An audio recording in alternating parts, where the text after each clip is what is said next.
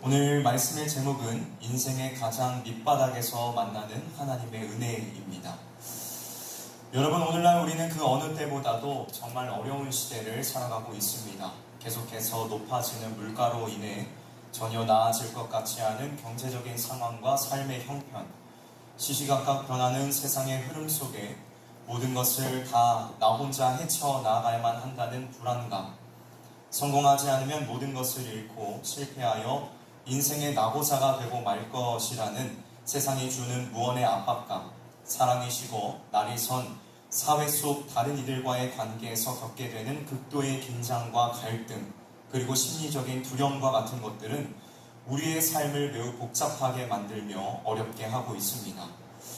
여러분, 이 세상에 있는 수많은 사람들은 앞에서 언급한 것들 뿐만이 아니라 이것들 외에 다양하게 존재하는 어려움들 속에 좌절하고 낙심하며 이것들이 계속해서 삶의 지속이 되면 나중에는 결국 모든 것을 포기하고 심지어는 자신의 생명마저 놓는 일들을 아무렇지 않게 합니다. 그런데 여러분, 왜 이들은 자신의 고귀한 생명을 이러한 어려움들 앞에 쉽게 포기하게 되는 것일까요? 자신의 생명이 전혀 아깝지 않은 것일까요? 아니면 죽음이 두렵지 않은 것일까요? 이들이 어려움 속에 생명을 포기하게 되는 것은 인생의 밑바닥과 같은 삶의 현실 속에서 더 이상 나아질 것이라는 그 어떤 일말의 소망과 희망을 발견하지 못했기 때문입니다. 더 이상 나아질 것이 없으니, 기대할 만한 것이 없으니 자신이 죽고 나면 모든 문제가 다 해결될 것이라고 생각하는 것이죠. 하지만 여러분, 이것은 완전히 잘못된 생각입니다. 왜냐하면 이러한 문제는 근본적으로 한 사람의 생명만으로 해결될 문제가 아니며 이것은 생명의 주인 되시는 하나님을 향한 명백한 통치의 거부이며 반역이기 때문입니다.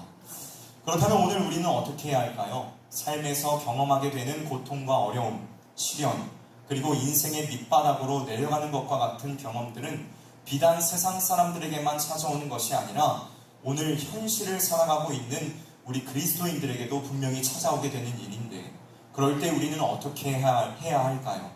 바로 우리는 삶의 어려움 속에서 베푸시는 신실하신 하나님의 은혜와 자비를 주목해야 한다는 것입니다. 오늘 본문 말씀에는 철저히 실패하여 인생의 밑바닥으로 내려가고 있는 한 사람이 등장하고 있습니다. 그의 이름은 요나로 하나님의 말씀을 전하는 일을 하는 선지자였습니다. 구약 성경에는 여러 선지자들이 등장하고 있지만 그들 가운데 요나는 조금 특이한 선지자로 기록이 되어 있습니다.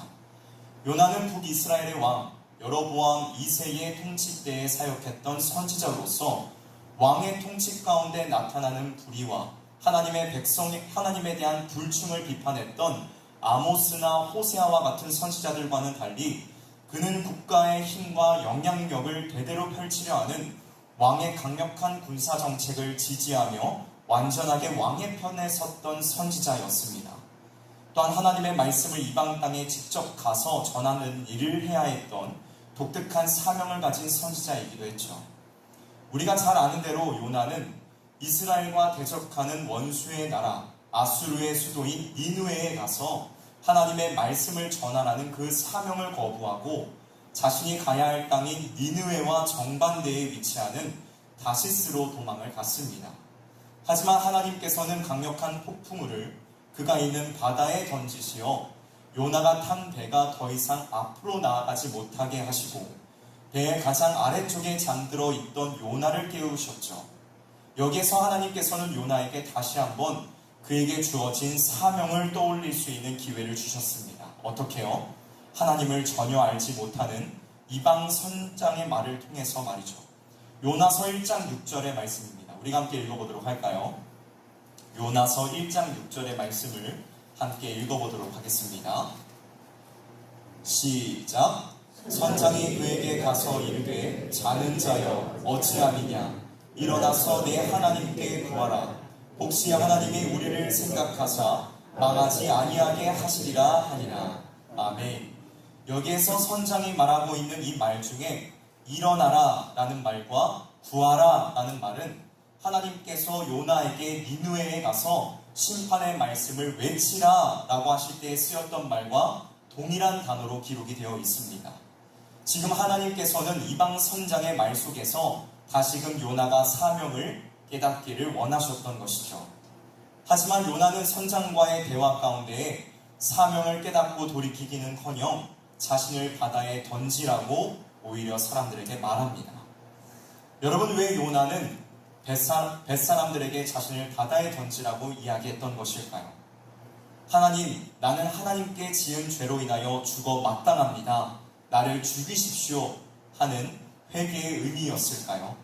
아니면 자신이 죽으면 모든 것이 다 끝이 날 것이라는 인생의 막다른 길에서 하는 일종의 하나님에 대한 반항이었을까요? 결국 요나는 바다에 던져집니다. 하지만 하나님께서는 큰 물고기를 준비하시어 그를 삼키게 하심으로 그의 생명을 건져주셨습니다. 은혜와 자비를 베풀어 주신 것이죠. 여러분, 요나는 철저히 실패를 맛보았습니다. 신분을 묻는 뱃사람들에게 자신만만하게 자기는 히브리이며 온 세상을 지으신 하나님을 섬기는 자라고 밝혔지만 정작 그는 니느웨의 심판의 말씀을 전하라고 말하는 하나님의 명령을 전부 거부함으로써 물고기 뱃속에 있는 형편이 되었습니다. 그는 완벽한 실패자였던 것이죠. 여러분, 놀랍게도 성경은 요나의 인생이 이전부터 계속해서 내려가고 있음을 보여주고 있습니다. 그는 다시스로 가기 위해 욥바로 내려갔으며 욥바에서도 우리가 가지고 있는 개역개정 성경은 뱃삭스를 주고 배에 올랐더라 라고 기록이 되어 있지만 히브리어 성경에서는 배에 내려갔다 라고 기록을 하고 있습니다. 또 배에 탄 요나는 배의 가장 밑층에 내려가서 잠을 잤으며 이제는 폭풍의 원인으로 지목되어 바다에 내던져져 물고기 뱃속 깊은 곳에 있게 되었습니다. 그는 인생의 가장 밑바닥으로 내려가게 된 것이죠. 여러분, 하나님께서는 우리를 때때로 인생의 밑바닥에 던져 놓으십니다. 우리가 실패와 절망을 겪을 때 하나님께서는 우리에게 그 어떠한 도움의 손길을 내미시지 않으시며 외면하고 계시는 것처럼 보일 때가 있다는 것이죠. 이해하지 못할 고통 속에 우리를 두시며 감당하지 못할 어려움 속에 슬퍼하며 근심하게 하십니다. 도무지 희망과 소망을 발견할 수 없고 조금 더 나아지지 않는 답답한 현실 속에 그저 두고 바라만 보고 계신다는 것입니다. 오늘 본문 요나서 2장 3절에 요나가 주께서 나를 깊은 속 바닷 가운데 던지셨으므로 큰 물이 나를 둘렀고 주의 파도와 큰 물결이 다 내 위에 넘쳤나이다 라고 말하는 것처럼 우리의 힘으로 어떻게 할 수 없는 어려움들이 사방을 둘러싸 괴롭게 한다는 것입니다. 그렇다면 여러분, 하나님께서는 왜 우리를 이러한 어려움들 속에 내버려 두시는 것일까요? 우리가 삶의 어려움 속에 지쳐 쓰러져 모든 것을 다 포기하는 것이 하나님의 선하신 뜻에 일치하는 것은 아닐 텐데 말이죠. 하나님께서 우리를 인생의 가장 밑바닥에 내려가도록 두시는 것은 절대 우리를 사랑하지 않으셔서도 아니고 우리가 괴로워하는 모습을 즐거워하셔서도 아닙니다. 하나님께서 우리를 어려움 가운데 두시는 것은 우리의 모든 것을 비우고 하나님만을 바라보게 하여 삶의 모든 것을 회복시키기 위해서입니다. 믿으십니까? 몇 해 전 소천하신 팀켈러 목사님은 이 본문을 해석하며 하나님의 잔인한 자비라고 표현하였습니다.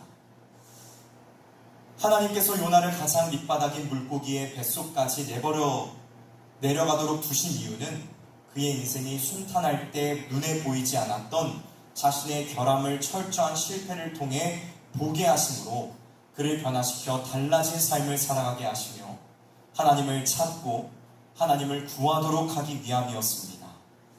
여러분, 우리는 이미 성경에 등장하고 있는 여러 인물들 중에 인생의 밑바닥에서 하나님을 찾음으로 삶이 완벽하게 완전하게 회복된 믿음의 사람들의 이야기를 잘 알고 있습니다.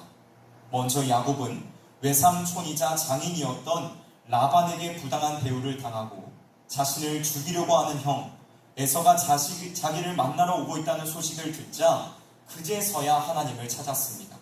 그리고 그곳에서 하나님과의 끈질긴 씨름을 통하여 그분과 대면함으로써 그는 이스라엘의 축복의 조상이 되었죠.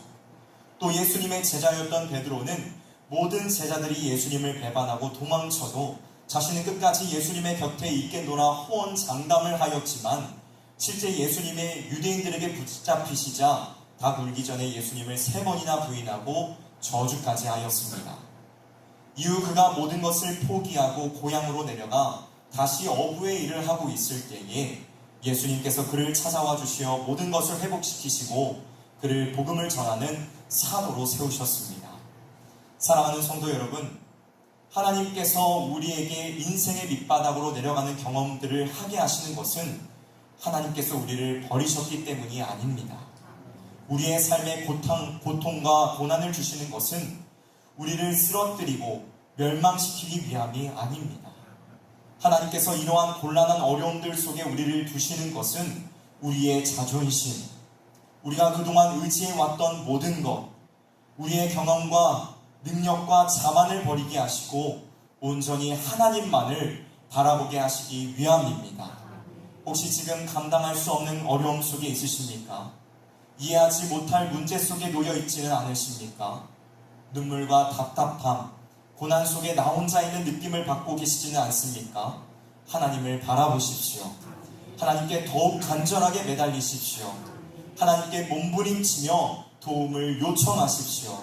자신의 나약함과 연약함, 마음의 악함을 주님께 고백하시고 하나님의 선하심과 친절함, 그 자비를 구하십시오. 우리의 모든 것을 철저히 비우고 오직 하나님께 도움을 구할 때에 하나님께서 우리를 기억하시며 우리를 인생의 깊은 곳에서 건져 올리실 것입니다. 믿으십니까? 말씀을 마무리하도록 하겠습니다. 주 안에서 사랑하는 성도 여러분, 우리가 인생의 가장 깊은 곳에서 올라가는 길은 올라가기 위해 필사적으로 스스로 노력하는 것이 아니라 더 깊은 곳으로 내려가도록 하나님께 모든 것을 맡기는 것입니다. 우리의 자아와 우리의 생각, 우리의 능력과 같은 모든 것을 다 내벗어 던지고 주님께 두 손을 모으고 깊은 기도로 나아갈 때에 하나님께서는 고통 중에 있는 우리의 외침을 들으시고 은혜를 베푸시어 크고 광활한 곳에 세우신다는 것입니다. 여러분, 우리는 세상 사람들과 같이 인생의 가장 깊은 곳에서 절망을 만나는 것이 아니라 소망 없음을 발견하는 것이 아니라 스스로 인생을 포기하겠다는 그러한 생각들을 만나는 것이 아니라 우리 그리스도인들은 인생의 가장 깊은 곳에서 하나님의 은혜를 만나게 된다는 사실을 기억하시기를 주님의 이름으로 간절히 소망합니다. 아까 말씀을 드렸던 팀 켈러 목사님의 말씀으로 끝을 맺도록 하겠습니다. 사람의 마음이 하나님의 거저 주시는 값비싼 은혜를 감히 믿기 위해서는 그 은혜가 유일한 소망임을 알아야만 한다. 그런 깨달음은 어려운 상황과 성경적인 속죄의 복음에서 얻는 통찰과 가장 어둡고 깊은 장소에서도 우리를 경의와 놀라움으로 이끌 수 있는 강력한 기도가 만날 때 찾아온다. 아멘. 함께 기도하도록 하겠습니다.